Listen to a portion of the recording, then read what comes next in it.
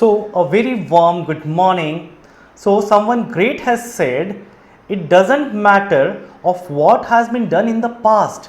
It doesn't matter even of what is being planned to be done in the future, but it really matters of what is being done in the present, because present determines our future. With these great lines, I welcome you back to the care classes and namaskar. So today we are going to deal with one of the very interesting subject, that is mathematics, and this time we are bringing triangles 1.2. Okay, so this is the chapter overview which clearly tells what all topics has to be discussed in this chapter. So session will flow as, the first will be the midpoint theorem, the second will be the converse of midpoint theorem, then we will look to the intercept theorem, and finally बच्चों हम लोग देखेंगे angle bisector theorem.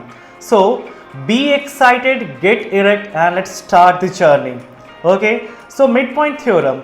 So according to the midpoint theorem, it says that, so this is a figure, the line drawn from the midpoint of one side of a triangle parallel to another side bisects the third side.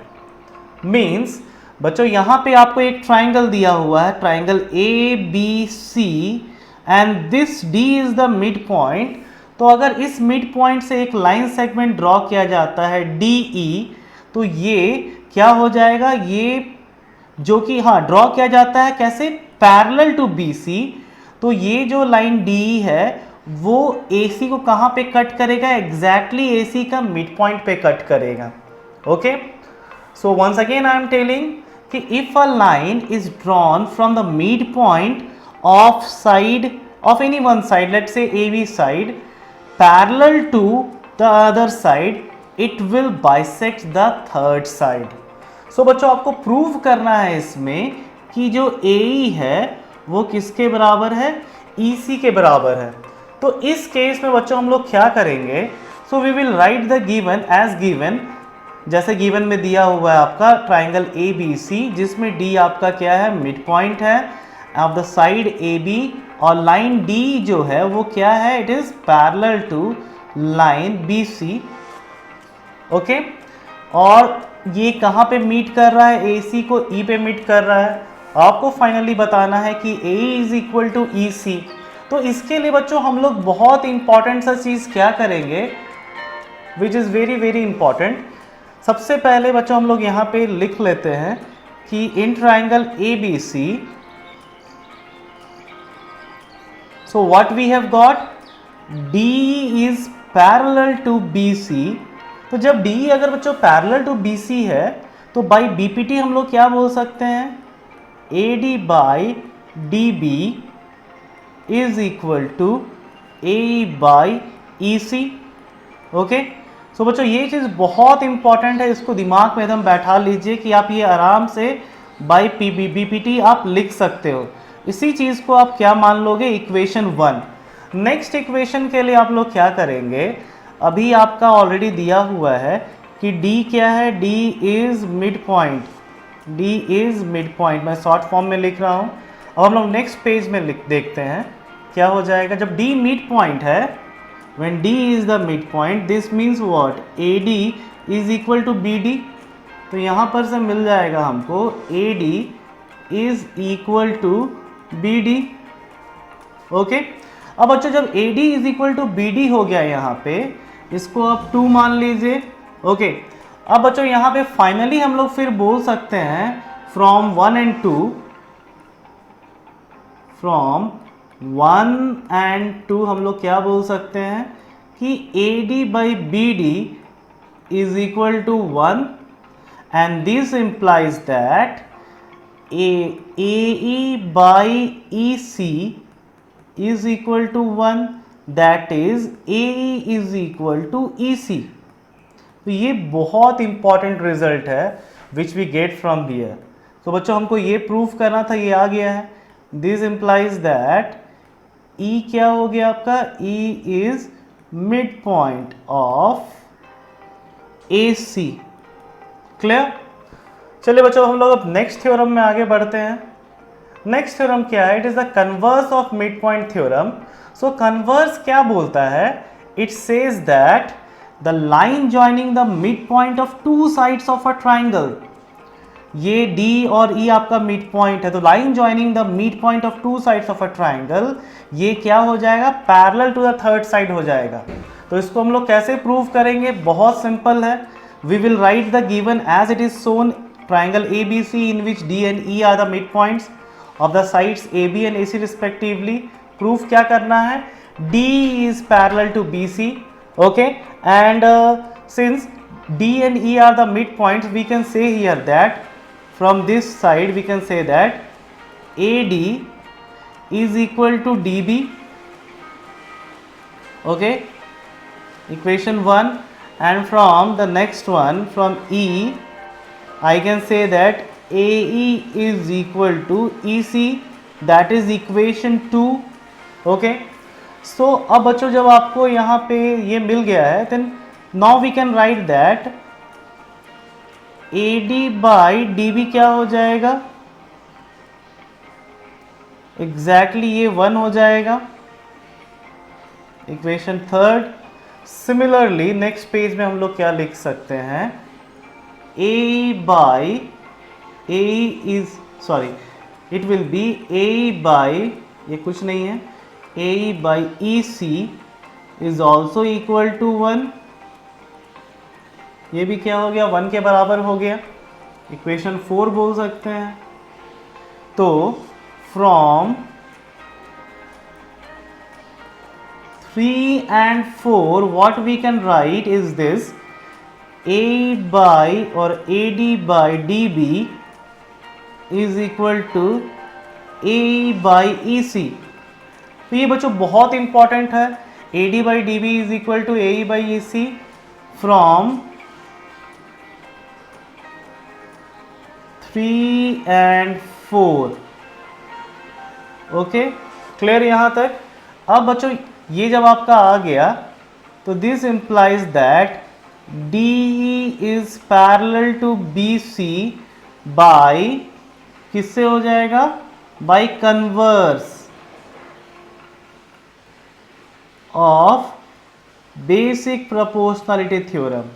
तो बच्चों हम लोग का भी ये result आ जाएगा from by converse of basic proportionality theorem. तो हम लोग कन्वर्स भी देख लिए, so it was very easy. चलिए हम लोग तीसरा थ्योरम देखते हैं, that is the intercept theorem. So intercept theorem में बच्चों सबसे पहला चीज़ क्या है कि आपको मैं इंटरसेप्ट बता देता हूँ कि इंटरसेप्ट होता क्या है। मैं इसे अपना इधर स्लाइड करके रख लेता हूँ।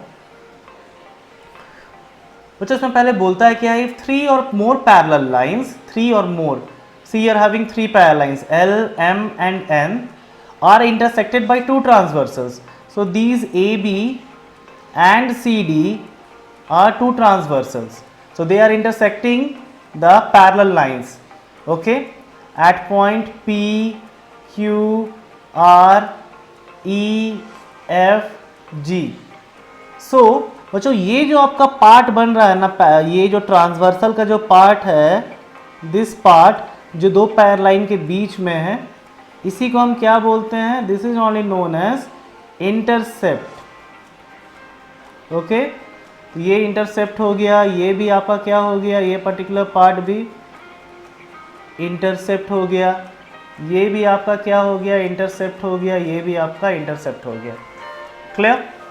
तो हम लोगों को क्या प्रूफ करना है कि ऐसे केस में जो इंटरसेप्ट बन रहे हैं, मतलब पी क्यू और क्यू आर एंड यहाँ पे E F and F G दोनों प्रोपोर्शनल होते हैं, ओके। तो सबसे पहले मैं इसे इरेज कर लेता हूँ, ओके। तो अभी मैं यहाँ पे बता देता हूँ फिर से वंस अगेन इसको सॉल्व कैसे करेंगे। तो इसके लिए हम लोग एक पैरेलल लाइन ड्रॉ करेंगे। पैरेलल लाइन कौन सा बनाएंगे? PL which will be parallel to CD, ये हम ड्रॉ कर देंगे। अब हम लोग सॉल्यूशन में क्या लिख सकते हैं? Come to the solution point. तो सबसे पहले मेरा क्या है यहाँ पे? PE is parallel to MF।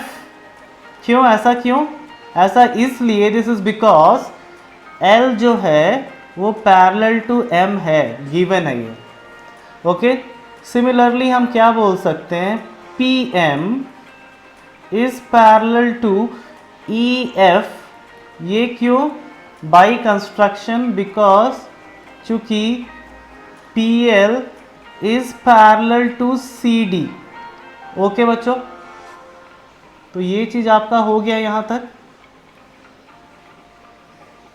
तो ये इन दोनों कंडीशंस को लेके हम क्या बोल सकते हैं कि कभी भी अगर आपको अपोजिट साइड्स दोनों पैरेलल मिल जाए तो हम लोग क्या बोलेंगे, वो जो क्वाड्रिलेटरल है वो एक पैरेललोग्राम फॉर्म करता है। This means that PE sorry PEFM is a parallelogram. It's a parallelogram. Fine. तो जब ये पैरेललोग्राम हो गया तो यहां पर से मैं क्या बोल सकता हूं, PM is equal to EF। इसको आप इक्वेशन 1 बोलिए। सिमिलरली बच्चों हम लोग ये जो नीचे वाला पार्ट है इसको भी दिखा सकते हैं पैरेललोग्राम। तो इसको नेक्स्ट पेज में देखते हैं।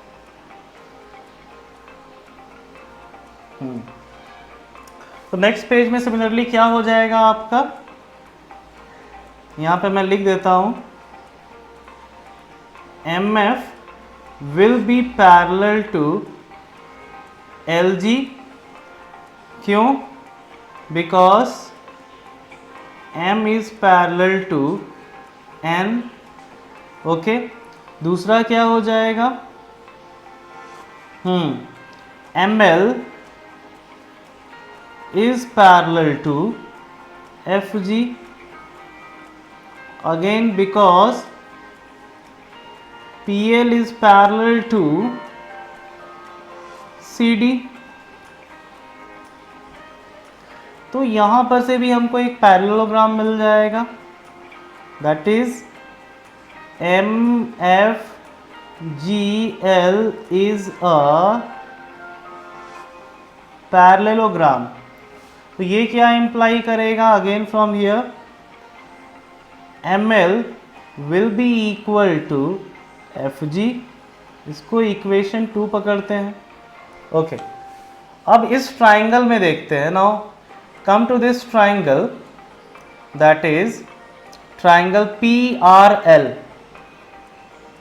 तो ट्राइंगल PRL में क्या देखने को मिल रहा है, that QM is parallel to RL। तो यहां पे क्या लग जाएगा, PQ by QR is equal to PM by ML। कैसे, बाई BPT। ये BPT से हो गया। Okay, come to the next page. इसको इक्वेशन 3 बोल देते हैं। तो अभी हम लोग क्या करेंगे, इक्वेशन 1, 2 और 3 यूज करेंगे। तो यहाँ पे हम ML के जगह पे FG लिख सकते हैं और PM के जगह पे EF लिख सकते हैं, जो मैंने पहले दिखाया था। सॉरी, तो इसी में मैं कंप्लीट कर देता हूँ। तो मैं यहाँ पे कंप्लीट कर देता हूँ दिस, इस तरफ पे। सो फ्रॉम 1, 2 and 3 क्या बोल सकते हैं कि PQ by QR is equal to, PM के जगह बच्चों क्या लिख सकते हैं, PM के जगह पे EF लिख सकते हैं जो इक्वेशन 1 में था। एंड दूसरी चीज़, ML के जगह पे क्या लिख सकते हैं, ML के जगह पे FG लिख सकते हैं जो कि इक्वेशन 2 में है। तो ये आपका आ गया कि intercepts are proportional. Okay, so come to the next theorem. So this was also very easy. So come to the next theorem, that is angle bisector theorem. तो जो ये थ्योरम भी बहुत इंपॉर्टेंट है एग्जामिनेशन पॉइंट ऑफ व्यू से। तो इसमें क्या रहता है you have to say the statement is the internal bisector of an angle of a triangle divides the opposite sides internally in the ratio of the sides containing the angle। बच्चों इसका मतलब क्या है? इसका मतलब बहुत सिंपल। तो बच्चों यहाँ पे आपको एक ट्राइंगल दिख रहा है, triangle A B and C. Okay, ये आपका एंगल है जिसको आपको जिसको एक लाइन सेगमेंट ने बाइसेक्ट किया है। This A D is your angle bisector. Okay, तो ये अगर एंगल बाइसेक्टर है तो जब एंगल बाइसेक्टर आप ड्रॉ करेंगे तो ये थर्ड साइड पे आके गिरेगा। ओके, थर्ड साइड या सेकंड साइड जो आप बोल लो। तो ये जो साइड पे जब ये आके मीट करेगा तो ये जो डी पॉइंट जो फॉर्म होगा, तो ये डी पॉइंट की वजह से यहाँ B D by D C एक बनेगा। मतलब ये एंगल बाइसेक्टर एक साइड को, अपोजिट साइड को, एक्चुअली जो अपोजिट साइड है उसको डिवाइड करेगा बी डी और डी सी में। और ये एंगल कौन से साइड में कंटेंड है? तो ये एंगल जो है, एंगल बी ए सी, ये कंटेंड है ए बी और ए सी साइड में। तो अगर ऐसा होता है तो उस केस में B D by D C, मतलब B D by D C का जो रेशियो है वो ए बी बाई ए सी के बराबर है, मतलब होगा, इट विल बी। सो बच्चों बोलने का मतलब है कि कभी भी अगर हम ऐसा कुछ एंगल बाइसेक्टर बनाते हैं जो कि अपोजिट साइड पे फॉल करता है, तो वो जो साइड होगा उसको डिवाइड कर देगा उसी रेशियो में, जिस रेशियो में उस एंगल को जो कंटेंट करते हुआ साइड है उनका अपना खुद का रेशियो है। तो इस केस में बच्चों हम लोग क्या करेंगे, सबसे पहले इसमें कंस्ट्रक्शन देखो, जो कुछ नहीं करना है, लॉजिक समझो क्या चीज़ है। लॉजिक इसमें देखो, ये जो लाइन है, ओके, ए डी, इसके हम लोग पैरेलल में एक लाइन ड्रॉ करेंगे सी ई। जब सी पैरेलल ड्रॉ कर लिए तो ऑब्वियस सा बात है कि बी ए को कहीं जाके वो मीट करेगा, तो बी ए जब प्रोड्यूस करेंगे तो वो मीट करेगा ई पे। चलो ठीक है, तो ये चीज़ हम लोग कंस्ट्रक्शन कर लिए। तो सबसे पहले सॉल्यूशन में क्या लिखेंगे, in solution that A D is parallel to C E by construction. Okay, तो ये कंस्ट्रक्शन के हिसाब से आप इसको बोल सकते हैं। जब ये हो गया तो हम लोग क्या बोल सकते हैं, यहाँ पे कुछ एंगल्स मार्क किया हुआ है। ये एंगल 1 है, ये एंगल 2 है, ये 3 है, ये 4 है, ठीक है, एंगल 2। तो जब ये पैरेलल है इसके, तो हम लोग क्या बोल सकते हैं कि एंगल 1 या angle 1 will be equal to angle 4। क्यों? करस्पॉन्डिंग एंगल्स है ये, this two are the corresponding angles. Clear? Similarly angle 2 is equal to angle 3। ये क्या है? ऑल्टरनेट इंटीरियर एंगल्स है, ऑल्टरनेट इंटीरियर एंगल्स। तो बच्चों यहाँ तक बहुत क्लियर है कि कैसे कैसे हम देख रहे हैं। तो पैरेलल लाइन मिला है जिससे angle 1 is equal to angle 4 हो गया, angle 2 is equal to angle 3 हो गया। अब हम लोग क्या जानते हैं, AD क्या है आपका? AD is bisector, AD is angle bisector. इसे मैं नेक्स्ट स्लाइड में दिखाता हूँ, नेक्स्ट स्लाइड में। तो AD बच्चों क्या है? AD इज एंगल बाइसेक्टर, मतलब ये दोनों एंगल आपस में इक्वल है। तो आप बोल सकते हो कि angle 1 is equal to angle 2 since AD is bisector. Okay, जब अब AD बाइसेक्टर है तो अब हम लोग क्या बोल सकते हैं, पहला जो आपका प्रीवियसली जो हमें मिला था, तो using that, just a minute,